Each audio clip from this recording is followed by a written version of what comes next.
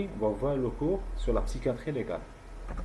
Donc l'objectif de ce cours est de connaître les aspects médico-légaux de la psychiatrie et de connaître les particularités des lois qui régissent la psychiatrie par rapport aux autres disciplines médicales et chirurgicales. Pour cela, nous allons commencer par une introduction et un petit rappel historique. On va voir les modalités d'hospitalisation en psychiatrie, la responsabilité pénale en psychiatrie, les mesures de protection des biens, et enfin on va terminer par une conclusion. Donc à l'Antiquité, la pensée religieuse englobe tout. Donc, les troubles psychiatriques étaient expliqués comme des manifestations du divin. Les affections mentales ont longtemps été considérées comme des possessions d'un être par une entité démoniaque ou diabolique. Ainsi, dans certains cas, on brûlait les malades mentaux et c'était le bûcher pour sorcellerie qui était réservé pour ces personnes. Donc à la Renaissance, il y avait des médecins qui s'étaient insurgés contre la pratique du bûcher pour les fous et ils estimaient que ces derniers doivent être traités avec bienveillance et qu'il y avait espoir de guérison. Donc malgré cela, et jusqu'au XVIIIe siècle, les malades mentaux étaient enchaînés et mis en prison, le plus souvent jusqu'à la fin de leur vie.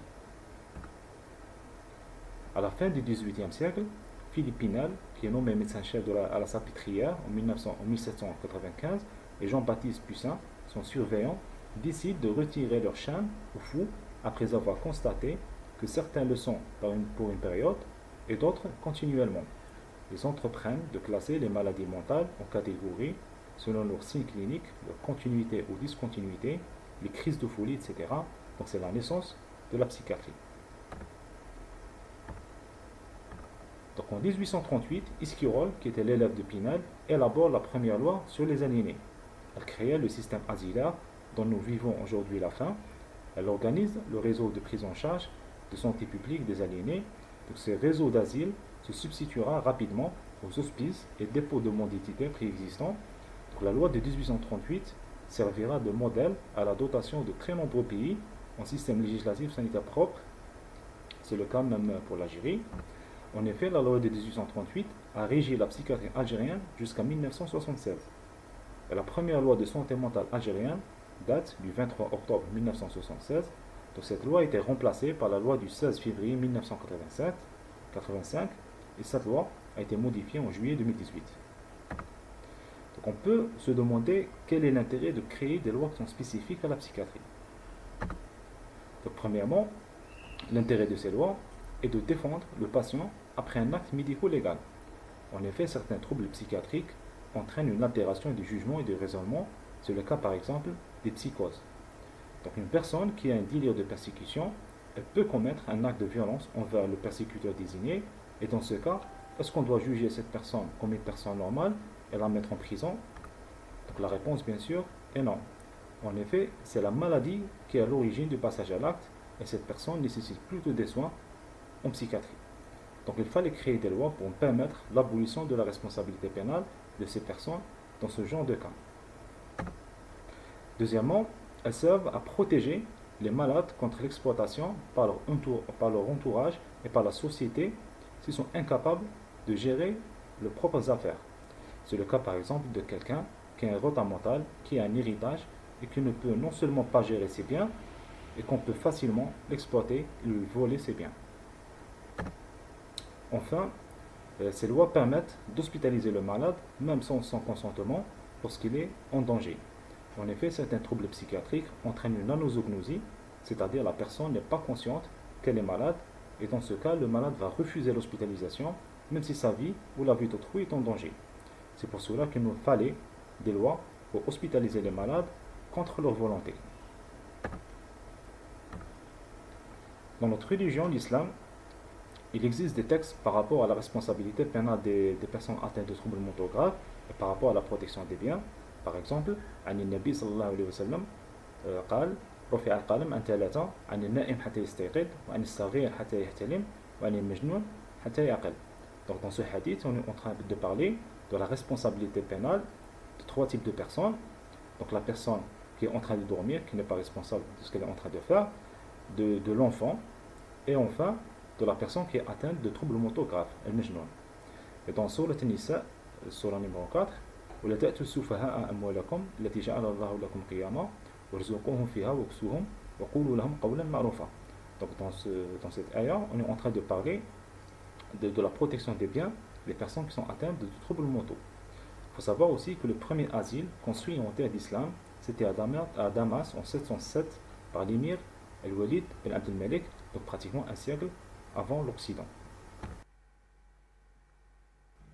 Donc maintenant on va voir les modalités d'hospitalisation en psychiatrie. Donc les malades mentaux sont pris en charge dans l'une des structures suivantes. Les établissements hospitaliers spécialisés en psychiatrie, par exemple, à Oran nous avons le HS de Sidi Chahmi. Les services psychiatriques et services des urgences psychiatriques des hôpitaux généraux, par exemple, à Oran nous avons le service des urgences psychiatriques de CHU d'Oran. Et les unités du réseau sanitaire de base, comme les différents dispensaires, là où il y a des consultations de psychiatrie. En psychiatrie, nous avons plusieurs modalités d'hospitalisation, et qui sont l'hospitalisation en service ouvert, la mise en observation, l'hospitalisation du fait d'un tiers, l'hospitalisation d'office et l'internement judiciaire.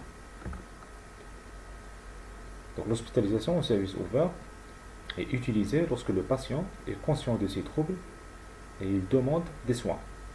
Donc le malade majeur et civilement capable peut lui-même demander son hospitalisation. Et dans ce cas, l'hospitalisation est assortie en service ouvert de psychiatrie d'un malade atteint de troubles mentaux s'opère selon les règles en usage pour d'autres pathologies comme la cardio, la pneumo, etc.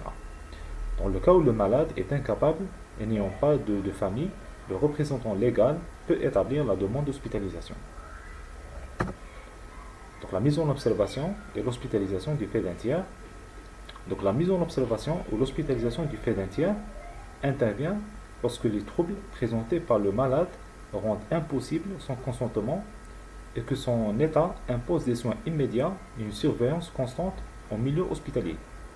Donc la demande d'hospitalisation peut émaner d'un membre de la famille ou d'un représentant légal et dans ce cas, on l'appelle hospitalisation du fait d'un tiers.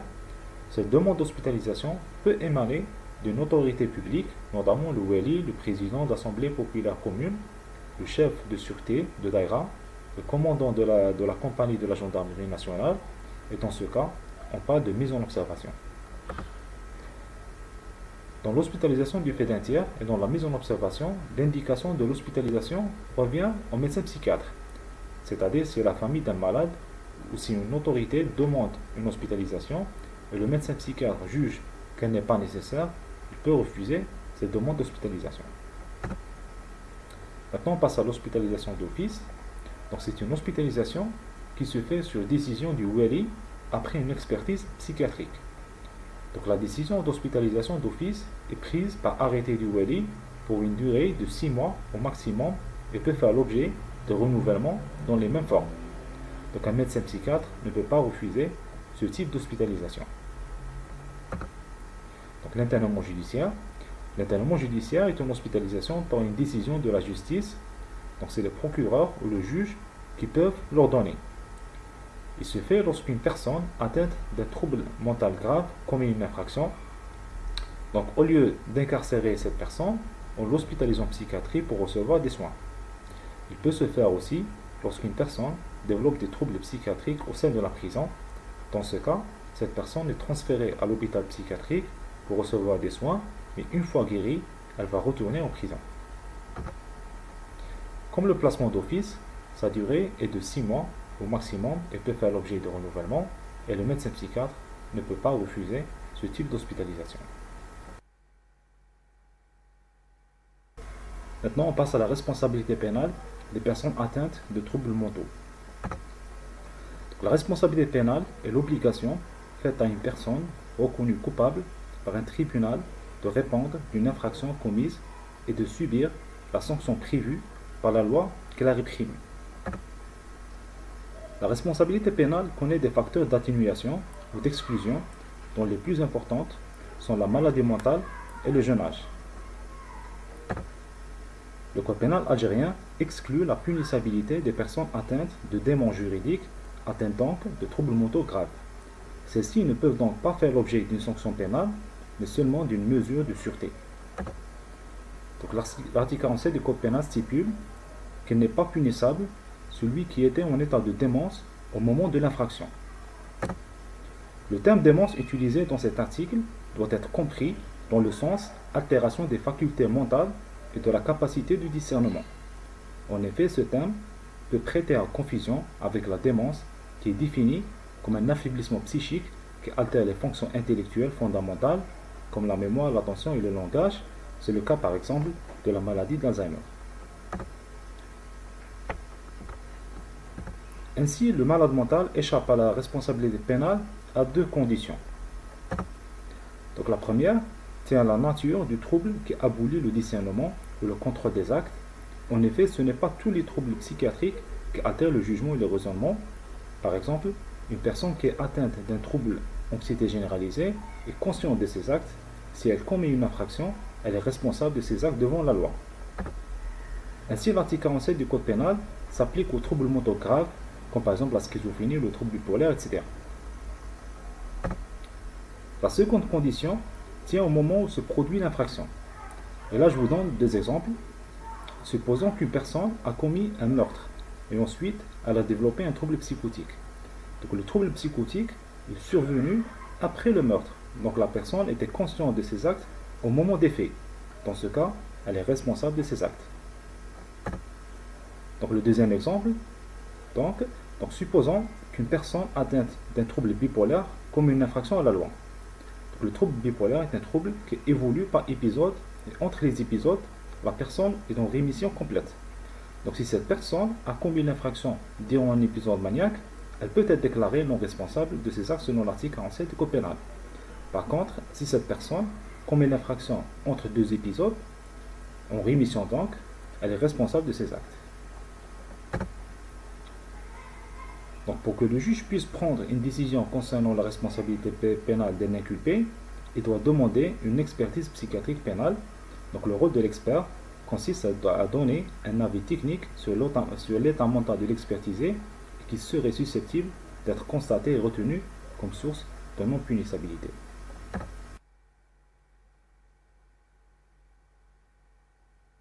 Donc maintenant on passe aux mesures de protection des biens des malades mentaux. Donc la tutelle est la procédure d'assistance et de contrôle par un tuteur des actes civils d'une personne dont l'impossibilité d'agir en raison de facultés mentales ou corporelles altérées, alors que la curatelle est appliquée aux personnes étant en état d'agir. Donc il est considéré comme personne en difficulté tout enfant, adolescent, adulte ou personne âgée atteinte de soit une déficience psychologique, soit d'une incapacité d'accomplir une activité dont les limites considérées comme normales pour un être humain, soit d'un handicap qui limite ou interdit une vie sociale normale. Le juge des affaires de tutelle et curatelle au tribunal d'instance peut prononcer une tutelle ou une curatelle si une incapacité corporelle ou mentale a été constatée par un spécialiste choisi sur une liste d'experts créée la cour d'appel. L'expert doit répondre à la question: l'intéressé est-il dans l'incapacité de prendre soin de sa propre personne, de ses biens et de le gérer? L'assistance dont il doit bénéficier est-elle définitive ou temporaire, totale, c'est-à-dire une tutelle, ou partielle, une curatelle? La tutelle implique non seulement la protection des intérêts financiers et patrimoniaux, mais également la protection de la personne.